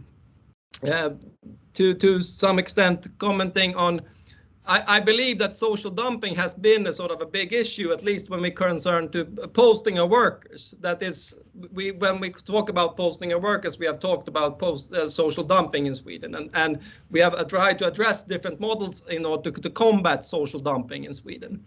But and the background is that monitoring and compliance with terms and conditions of employment has been sort of primarily a private law issue. It has not been the issue for the police. And that leads me to my question to Isabel concerning Sweden, and that is that the police sort of say that there's a lack of evidence, that they don't, and evidence is something that you need in order to prove, and when you have a criminal procedure, you have certain burdens of proofs and so on. But is it lack of proof, or it is lack of knowledge of how to acquire proof? Because there is also sort of private law institutions and private law case law of how you sort of address issues concerning working time. How long time have you worked? Well, we don't know. Okay, someone needs to prove it. Okay, have you as an employer filled in these public law obligations that you need to fill in? Okay, then you haven't. Okay, then we assume things, and therefore this. I mean, lack of evidence is it also something that sort of that police is giving since 2018, at least, to a greater priority to focus on these issues? But do they also sort of have the knowledge to acquire the evidence? And I do not know this, and that is also my question in search of what you have heard from the police. I hope those were, so in some extent at least, understandable questions. Thanks so much, Erik. There were a lot of questions. I hope we have time to answer them all. Just very briefly in the beginning, I mean, we of course now had quite a strong focus on kind of the criminal justice process, and starting from the position that injured migrant workers are actually victims of specific crimes. Some of them are not just like labor violations, but actually like criminal code crimes. And of course, then they should have the right to access to justice. In addition to access to various forms of remedy, which I think are various kind of layers of remedies that they might be able to access, but most of them probably do not have knowledge on what exact remedies they could access, in addition perhaps to the criminal justice system. So that just as perhaps as an initial comment. I believe Synnøve wants to respond to something, and also Annina indicated to me that she also might respond to something. And then Marlene and Isabel, if you also want to say something. But we start with Synnøve, please. I just want to thank you for the question, because you pointed at something that I've been concerned over for a time, that there are different also scholarship camps who do not frequently, like, we don't talk enough to each other. So thank you for being here and for asking the questions. And just from a Norwegian perspective, the questions you ask is, of course, one of the sort of challenging things that also when I have also done interviews with the members of these multi-agency task forces, and they sort of point at all these more detailed practical questions: who's responsible for what, and also what should be prioritized, for example, different sectors.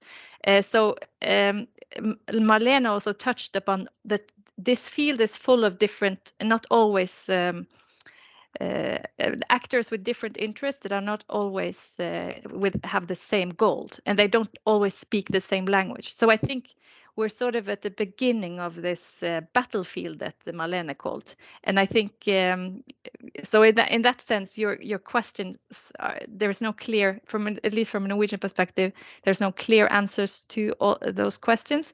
But I think in terms of compensation, that's one of the main concerns of the labor union, and there's no, even though we have this law against wage theft, which is supposed to in a sense remedy some of the challenges, this is still not seen as sufficient to address the issue of underpayment.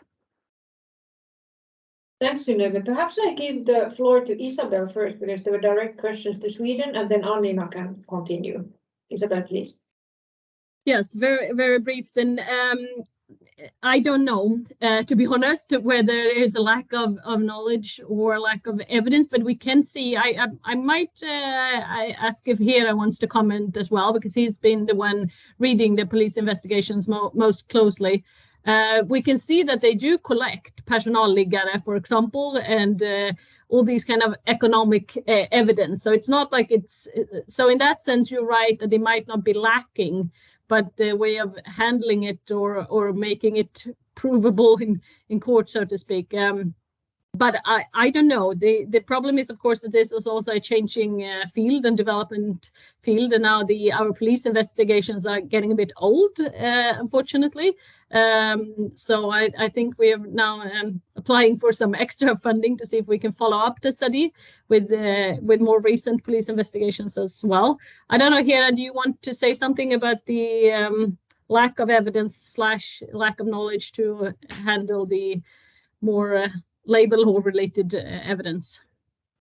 No, I think you kind of partially answered it. I think, yeah, it's hard to say if it's a lack of knowledge. I would say also that the problem can be that even if there is, for example, as you say, in the ledger or personalliggare, if there is information that a worker has worked those hours, it's not always certain that they actually have worked those hours.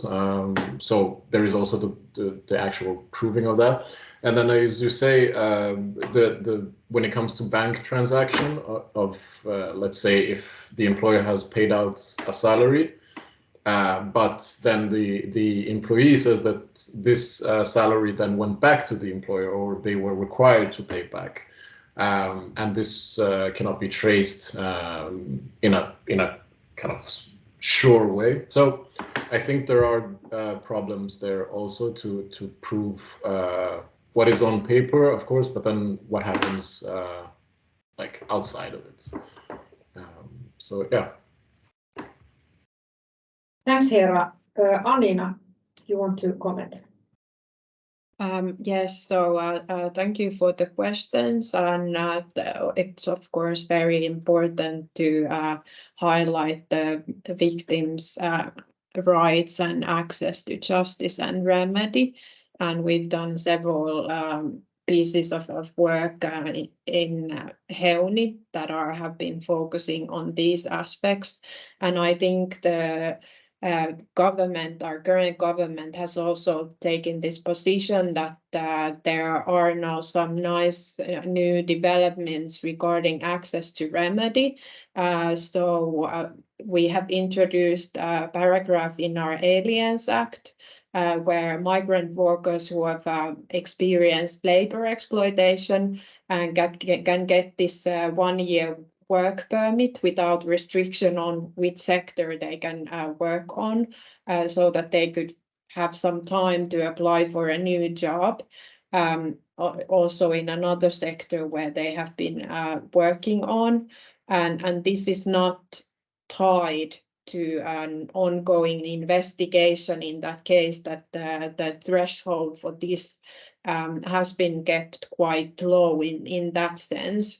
But I think it remains to be seen how much this will be used and whether the workers are aware of this. So definitely there should be more efforts to inform the workers regarding this option.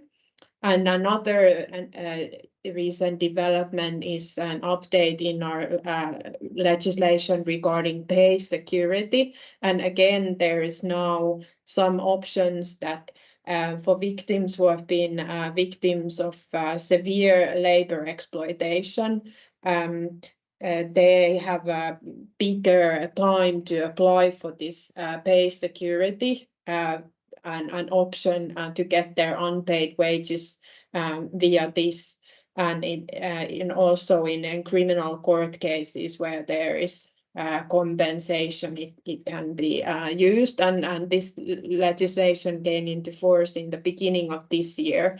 So we'll see what happens and how the pay security will start applying this possibility. So I think those are very important ways in which we can offer a bit more to the migrant workers who have experienced labor exploitation. Thank you. Thanks, Annina. There was also a question from Elaine on whether it's only low-income workers who are victims of exploitation. And well, at least based on the kind of case law and the cases that have come to the attention of the police and victim support associations, it's mostly migrant workers in kind of low-paid sectors who are victims. But it's also, one could argue that the victimization is also, of course, related to kind of the problems of getting enough labor in those sectors, to kind of long supply chains and to kind of dubious recruitment practices. But it's usually also, of course, related to the victims' own kind of vulnerabilities that in a way enable that exploitation. But we've seen several cases in Finland recently where there's countrymen who recruit their countrymen, for instance, into agriculture or service sectors, who then in a way exploit the workers as middlemen, so that the owners of the businesses do not necessarily always know about this. Well, that's questionable whether they do or whether they don't. But what I also think is significant that in many of the cases, if not most of the cases, the workers have a legal permit to work. So it's not a question of kind of black labor or whatever it's been called traditionally in Finland, people who are undocumented. There is a question now from Anna Sonsjö. Please feel free to ask a question. Yeah, hello everyone. Brief. We only have 2 minutes, so we need to be very quick. Yeah, okay. Hello. So, my name is Anna. I'm a PhD student in criminal law in Lund, and my focus is on labor exploitation. So this was very interesting for me. Thank you for the presentations. And I want to focus a bit more on the criminal liability issue, because of course that's of interest for me. So when I've been thinking about this, I've been thinking about how the criminal law as a system is supposed to work as, so the problem is structural, right? And the criminal law focus on the act. So we use the criminal law to kind of overcome a structural problem by focusing on one act. And you can say the same thing about the labor law. Maybe you focus on one transaction or so, but it's actually a relationship here and power relations. And what I was thinking about when I heard you talk about criminal liability issues was because there's a vulnerability, of course, for the victim here, and this is something that's usually kind of out of the control of the offender. Maybe it's not caused by the offender; it's caused by the migration laws or poverty, or you don't have a home and stuff like that. So have you been seeing some kind of patterns of criminal liability in terms of it's not the offender that causes this vulnerability? I hope that I made myself clear and only speaking for about 1 minute. Thank you. Thanks, Anna. I suggest we go 5 minutes over so that if that's okay with everybody, so we can answer this question. And Marlene also wanted to comment. Who wants to answer Anna's question? Is there anybody who? Synnøve. It's, I think, probably a better question for Sweden, but at least from in the Norwegian case laws, it's not a clear cut. There's no clear cut answers, because the first case that we had was it was also allegation against the trafficker then to have seeked out specific workers. So it wasn't, and in that case, they were looking for people with a particular challenge. That was the allegation. And then, but then there are other cases where there is the court cases is pointing to the more structural vulnerability that you perhaps were thinking about. Does anybody else want to answer or attempt answering? Only no, Isabel? No? Isabel, please. It's a great question, but I'm not sure how to answer it. I haven't, like, it's a great dilemma that you put forward, and I think that was part of my conclusion with this labor migration regime, all these factors that actually influence the fact that we don't have more indictments. But yeah, you probably know the Swedish case law better than I do, so I leave it with that, I think. Yeah, I can just comment that indeed it's important to highlight and understand that this is a kind of structural issue, and there are many background factors that have impact on the position of the victims and their vulnerability, this dependent and insecure position. And we have written in the NSFK funded project another article on victim representations, and where we kind of cover a bit more on the victim aspects with Isabel as the main author. So maybe that would be of interest to you as well. Thanks, Anina. I think we will be wrapping up unless Marlene, you raised your hand a while ago. Is there something you want to comment? No, it's more because now I think we have passed this issue. It was raised by Erik about the collaborations between the different actors, as both the authorities, the different authorities, but also in relation to the trade union. And I think this will maybe differ from country to country in the Nordic region.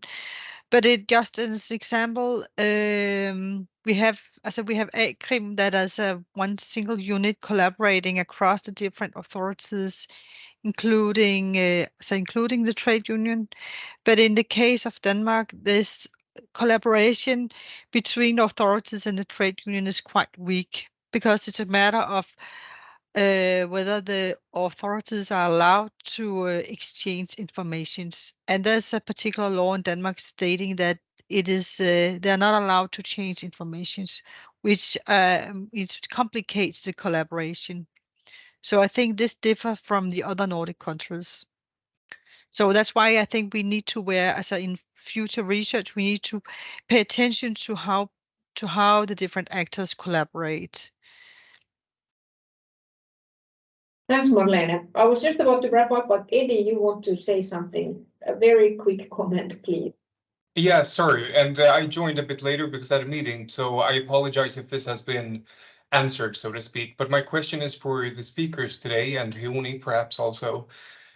Is it a problem? Do you see a risk in trafficking being understood from a social dumping lens, seeking to protect the national welfare systems, the salaries and labor rights of its main citizens, first and foremost, versus understanding human trafficking as a violation of human rights and violation of human dignity perspective? I very rarely see these perspectives being present or as a base for policies in Sweden, for example, relating to labor exploitation.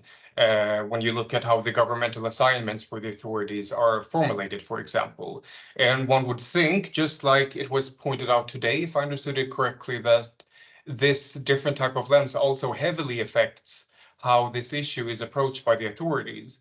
Whereas in other countries, such as, for example, Belgium, my understanding is that the human rights perspective, which is, of course, the foundation of the human trafficking legislation, is more of a guiding principle when understanding and countering labor exploitation.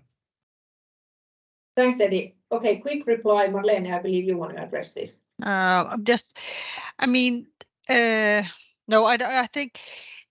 think this is again, this is a question of different interest. When you bring in and looking at the different actors that actually engage and establish this as this anti-trafficking policy field or the policy field of social dumping, you have different social policy of different policy fields that actually interact. You will see there will be these battles as we talked about during this seminar, that actually there will be different interests here, and you have on one hand you have the interest of the labor market and also from the state, but sometimes this conflict with the interest of protecting the rights of the migrant workers. Thanks, Marlene. I think that was a very good reply, so I will refrain from saying something.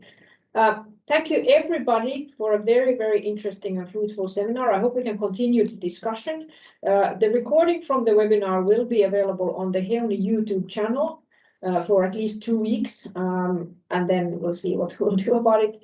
But it was a really good discussion. If you have any questions or any comments or want to continue the discussion, please do not hesitate to contact us. We will be continuing working on this topic and look forward to cooperating with all of you. Thank you so much. Thanks to all speakers, thanks to all commentators, and to all participants. Thank you so much. The webinar has ended. Thank you. Thank you. Yeah.